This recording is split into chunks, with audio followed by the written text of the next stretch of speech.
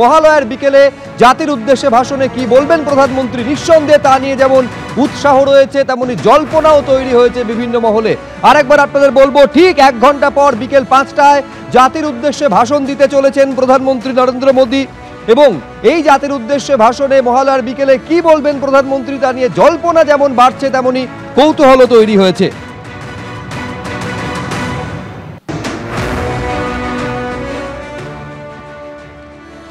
ইতিমধ্যে প্রধানমন্ত্রী নরেন্দ্র মোদী দুর্গাপুজোর শুভেচ্ছা জানিয়েছেন। এক্স হ্যান্ডেলে তিনি লিখেছেন, দুর্গাপুজো দরজায় কড়া নাড়ছে, আলোয় ভরে উঠুক জীবন।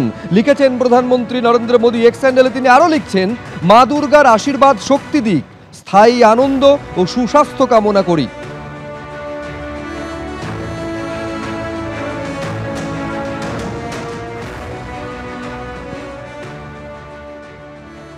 আর এবার লেক কালীবাড়ির ছবি আপনাদের দেখাবো। আজ পুজো দিলেন সেখানে মুখ্যমন্ত্রী মমতা বন্দ্যোপাধ্যায়। দেখতে পাচ্ছেন লেক কালীবাড়িতে যখন পৌঁছন মুখ্যমন্ত্রী মমতা বন্দ্যোপাধ্যায়, মহালয়ার দিন তিনি পুজো দিলেন।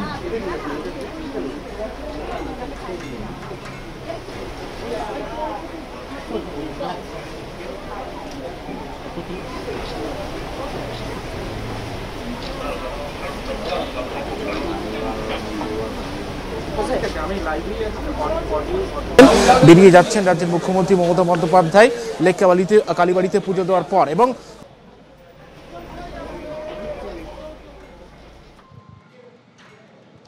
মহালয়ার সকালে শুভেচ্ছা জানিয়েছেন তৃণমূলের সর্বভারতীয় সাধারণ সম্পাদক অভিষেক বন্দ্যোপাধ্যায়। তিনি লিখছেন, মহালয়া আলোর প্রতীক, সকলকে আন্তরিক শুভেচ্ছা জানায়। অভিষেক বন্দ্যোপাধ্যায় আরো লিখছেন, মা দুর্গা আমাদের জীবনে সাহস, করুণা এবং আশা জাগিয়ে তুলুন। উৎসবের মরশুম ঐক্যের শক্তি এবং ঐক্য উদযাপনের আনন্দের কথা মনে করিয়ে দিক। এক্স হ্যান্ডেলে বার্তা অভিষেক বন্দ্যোপাধ্যায়ের।